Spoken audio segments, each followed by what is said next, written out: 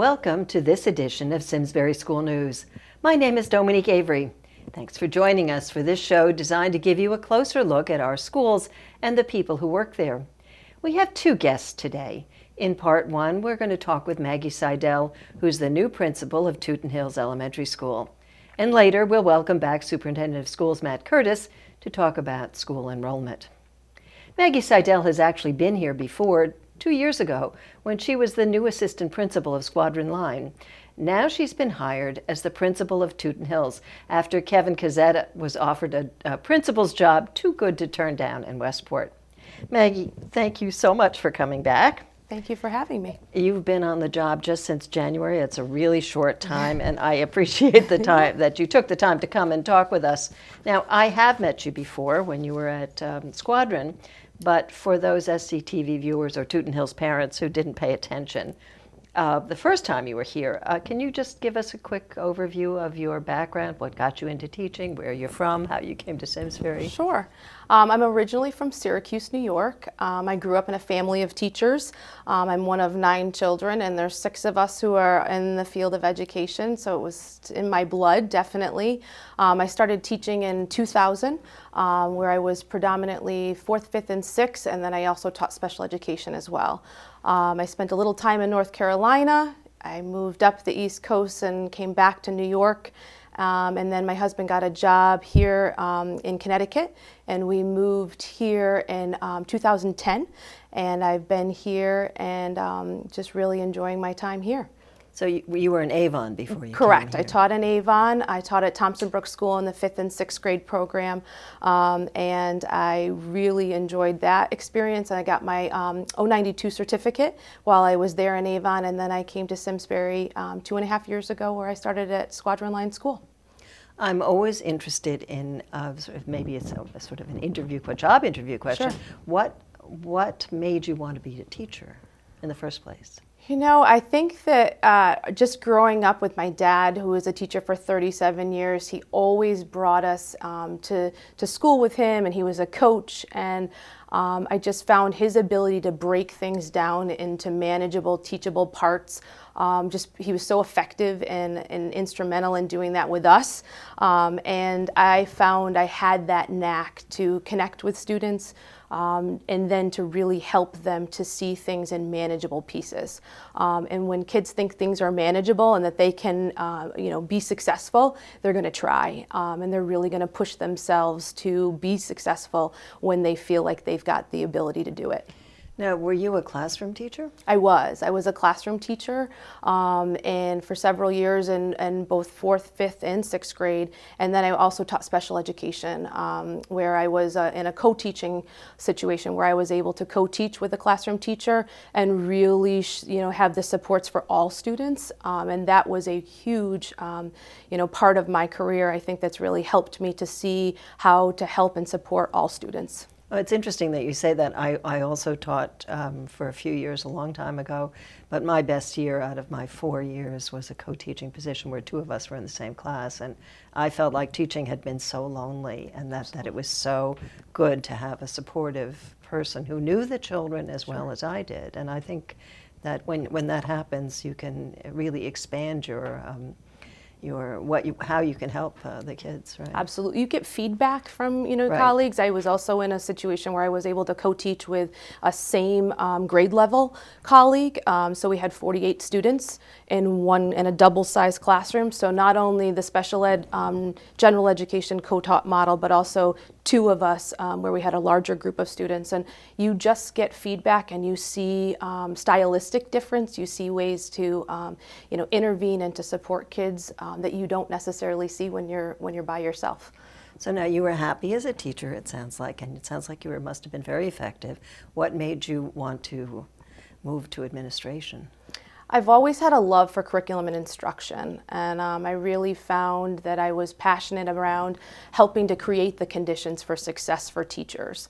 And I did a little work as a language arts coordinator position in Avon, different than our the structure that we've got here in Simsbury. You were still a classroom teacher, but you helped to support through curriculum delivery and working on, getting supplies or things that people needed. And that was my first try and my first thought at more of a leadership role. And I found myself as a team leader in that language arts coordinator position, and thought that I really wanted to take that next step. And I really think some of the things that help me to be effective are my classroom experience in both general education and special education, and then that drive for curriculum instruction and to really help teachers to have the things that they need in order to be the best that they can be. So that's exactly where I was going to go, is what, as you've observed over the years, observing your father and teaching the various positions, what makes a good administrator? What do you think? I think an effective administrator is someone who can listen and someone who connects with people and follow through. I think that you've got, when people need things in order to be successful, you've got to be able to help them and get those, those items in a timely fashion. I also think it's trust.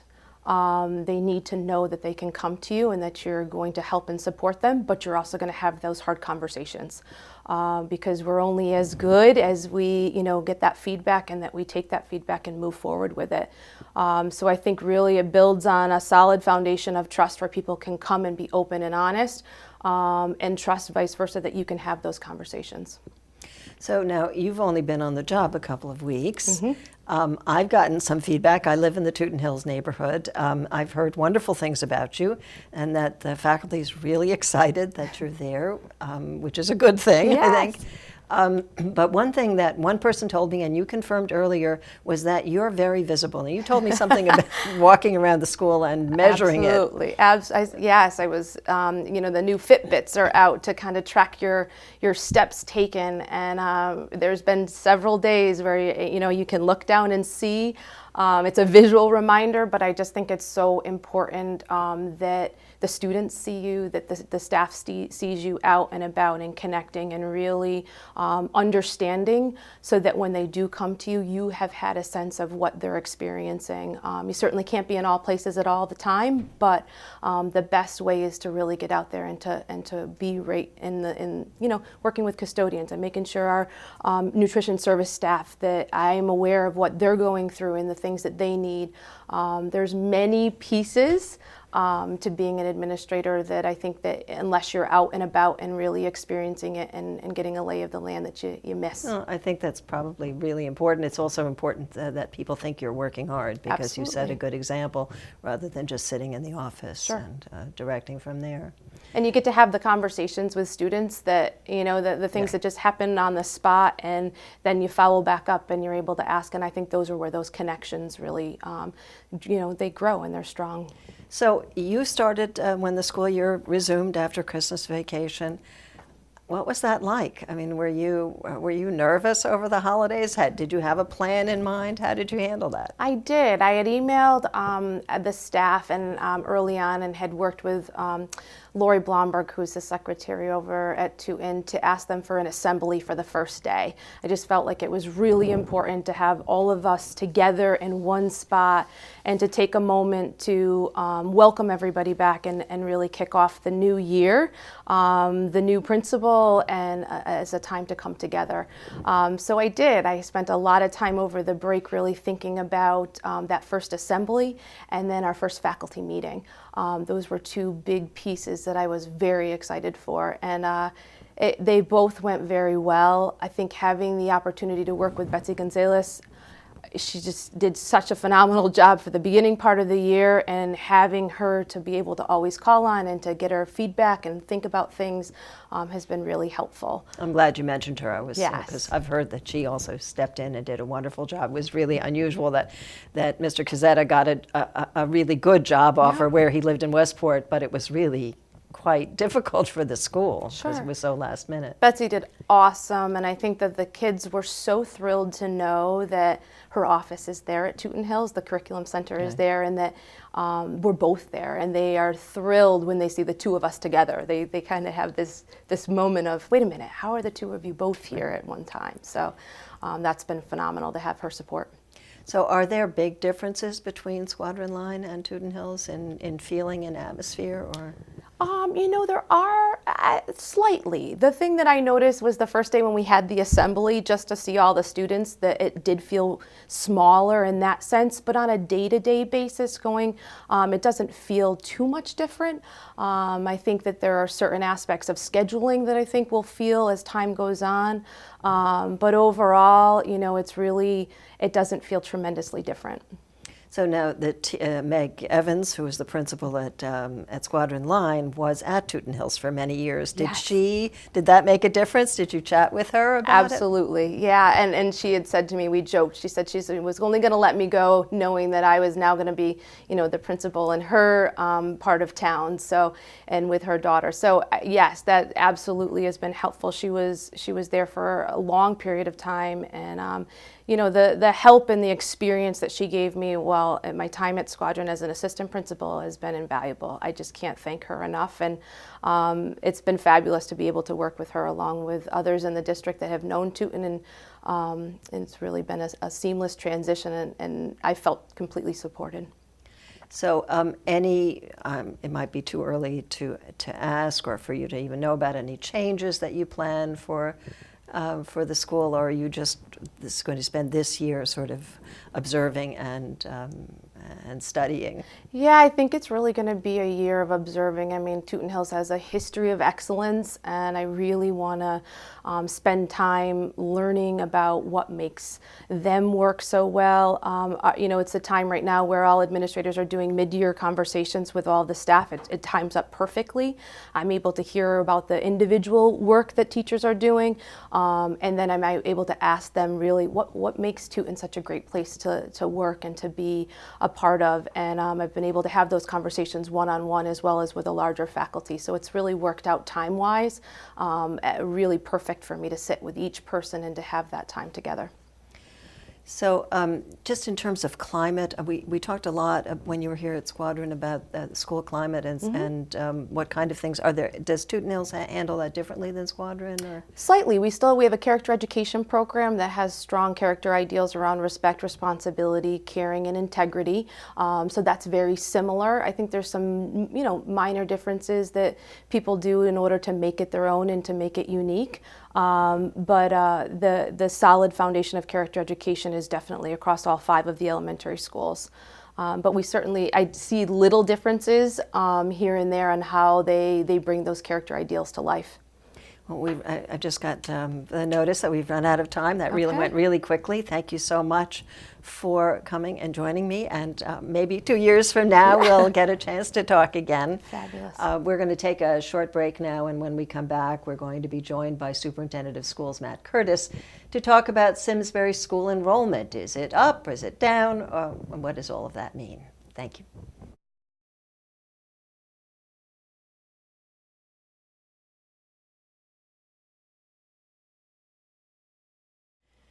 We're back with Matt Curtis, Simsbury Superintendent of Schools. So good to have you here again. Good to see you again. And did I hear correctly that you had back surgery? I did. Had back surgery, I guess, about a month ago, and I'm doing well. So I feel good and back in action, and all is well. Good. I'm glad to see. And you look good. You look healthy. You don't look like you're in pain anymore. So that's good to know. Matt, every single time, the reason I wanted to have you here today was that I hear people discuss the school budget a lot. Yeah. And someone always says, I keep hearing that there is an enrollment decline. Why isn't our school budget going down? So that's what we're going to talk about today. So what's going on? Seems like a simple question. It does. Right? Okay. Right.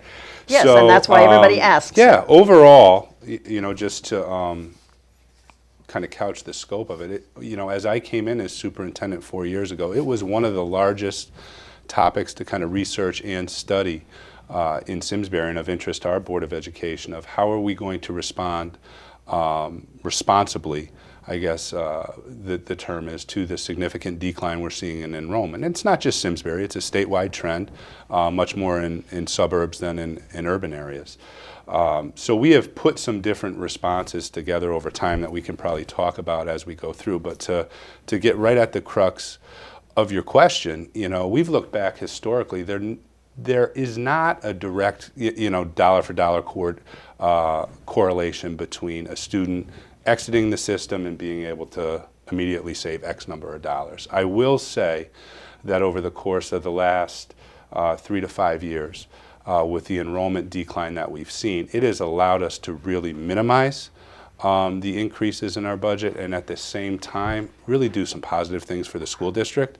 So in our annual budget process, I really try to bring that to the forefront, that first and foremost, in terms of a budget driver, what do our projections look like? So for example, next year, we're projected to see a decline of a little bit over 100 students K-12.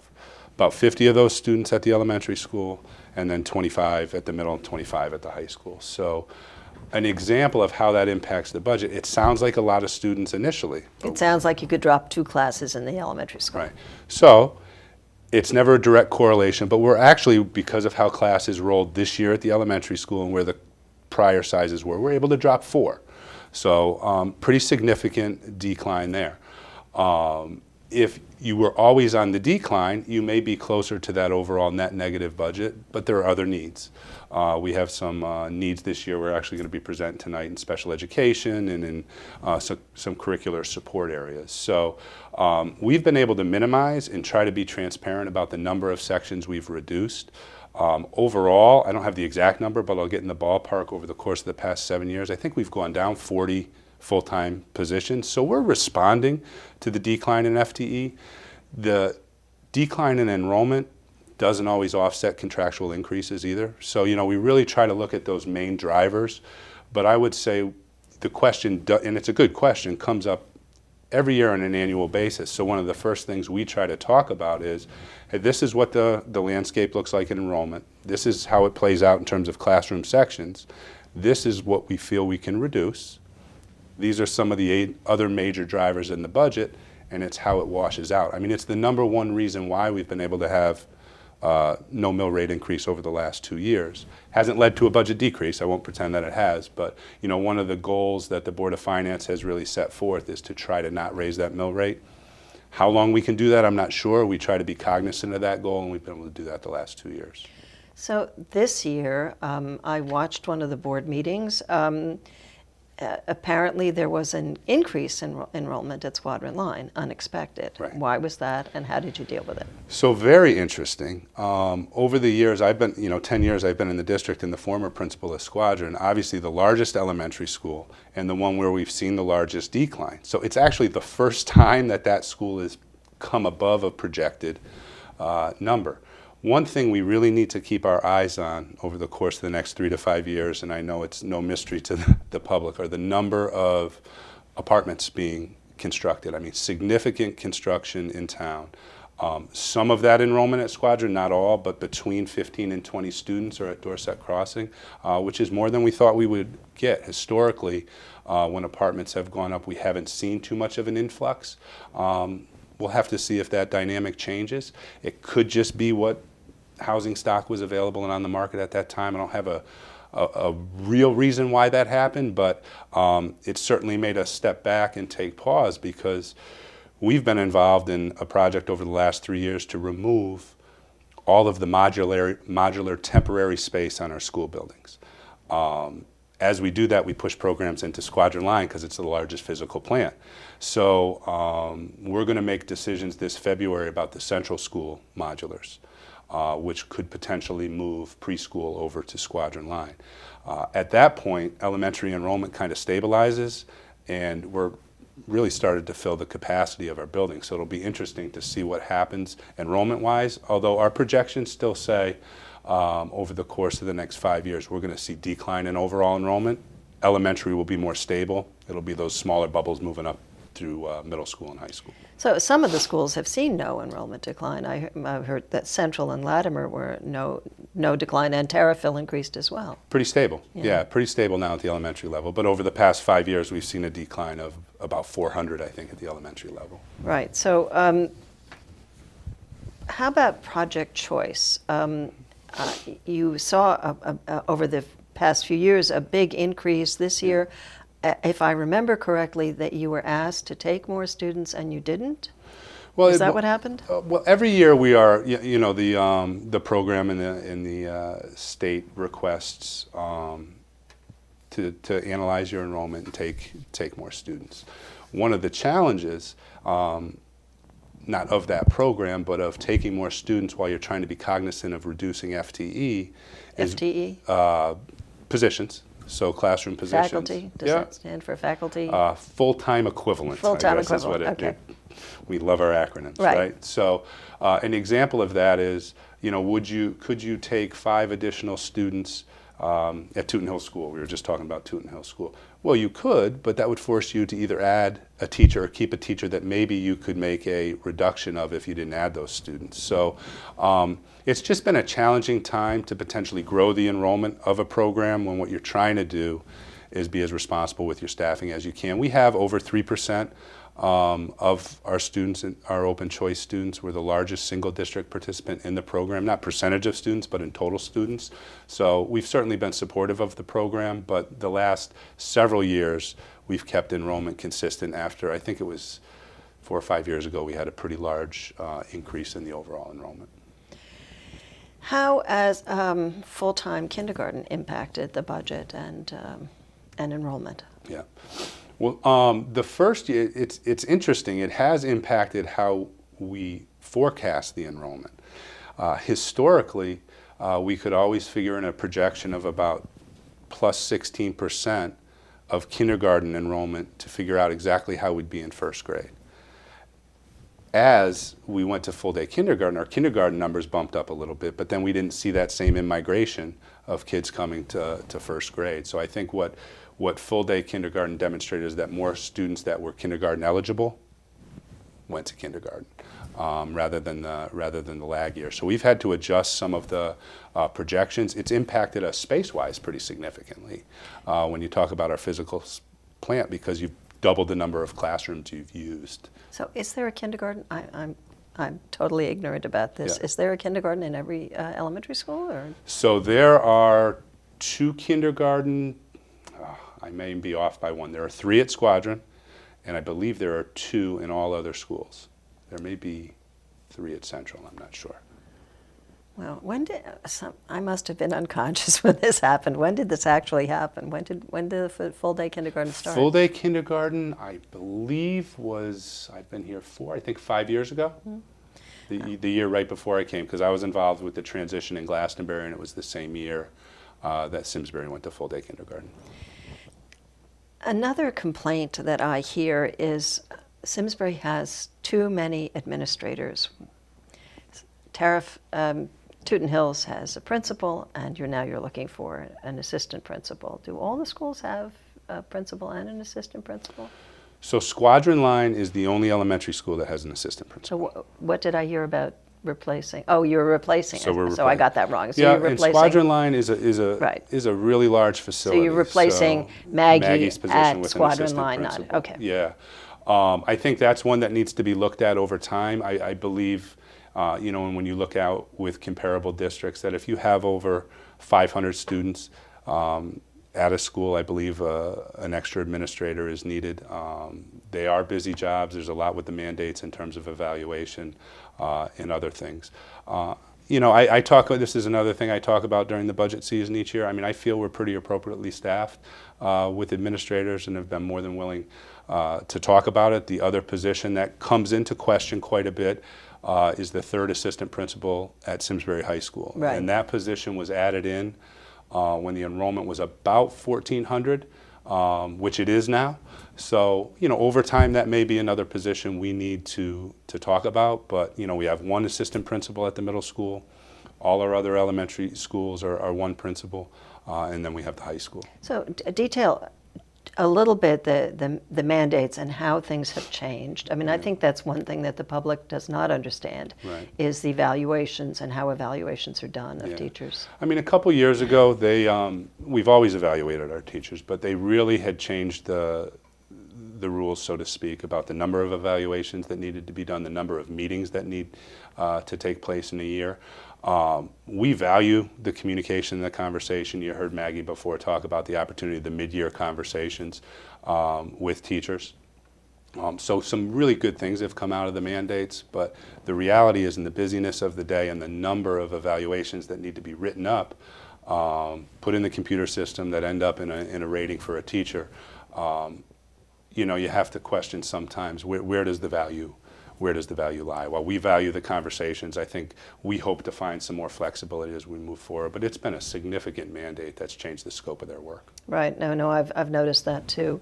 On a slightly different subject, I think it was in a conversation with me where you were very happy to hear that Connecticut received permission to replace the new SBAC test for 11th graders with the SATs. Right. Okay, so now recently the teachers' unions, or one of the teachers' unions at least, has announced that it opposes the SBAC testing in its entirety. Yeah. How do you stand on that? I mean, you've been through a year now. Yeah, what I think I don't want to speak for the CEA, but I think what they're talking about is the magnitude of testing and just the amount of time that can potentially, if a district allows itself to go that way, for test prep and everything to be geared towards that. So the reality is we've been testing grades 3 through 8 in a standardized measure for many, many years.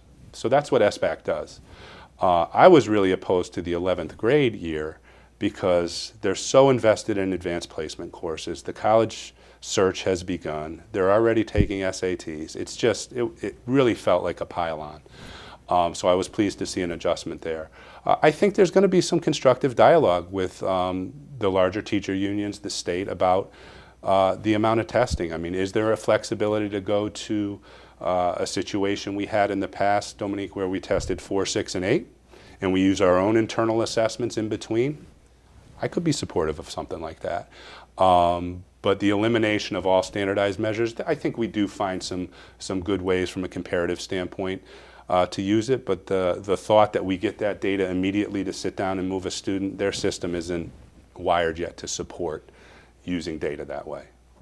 So I've just seen that we have about a minute left. I'm going to give you that minute. Is there something I didn't ask you about that you want to talk about? I did sort of want to maybe touch on Henry James and what's coming up there, but I'll let you use this minute. I'll talk about Henry James a little bit. We've had quite a bit of what I feel is good dialogue at our board level about Henry James and a potential pretty large-scale renovation project a few years out. We spent some money over this summer to renovate cosmetically the first floor of the building, and it looks beautiful. But really what it's done is show how tired the rest of the building is. And our board has talked about the fact that we have a state-of-the-art high school, and we need to look at, if we're going to renovate a building, really look at what it would take to bring Henry James up to a comparable place that Simsbury High School is, a real media center, effective science labs, what would we do with our technology courses, and what would that look like? So we're in the planning stages now, but certainly a lot of communication will have to come out, a lot of opportunity to have feedback from the public, because it will be substantial dollars we'd be requesting. Right, I heard 13 million as sort of a discussion point at this point. Well, we have to end now, but it's interesting that you're thinking about planning for 13 million, and the city of Hartford just went ahead to spend a huge amount of money on a stadium like that. So they need to learn to plan. Matt, our time is up. Thank you so much for coming. Thank you. It's, as always, been a real pleasure. I'd also like to thank everyone here at SCTV behind the scenes for their help in getting this show on the air. And of course, thank you for watching. If you missed any part of the show, you can always watch it on demand. Just go to simsburytv.org, where you can also see the schedule of when the shows air on SCTV's 3 channels, Comcast 5, 95, and 96. I'm Dominique Avery. See you next time for Simsbury School News.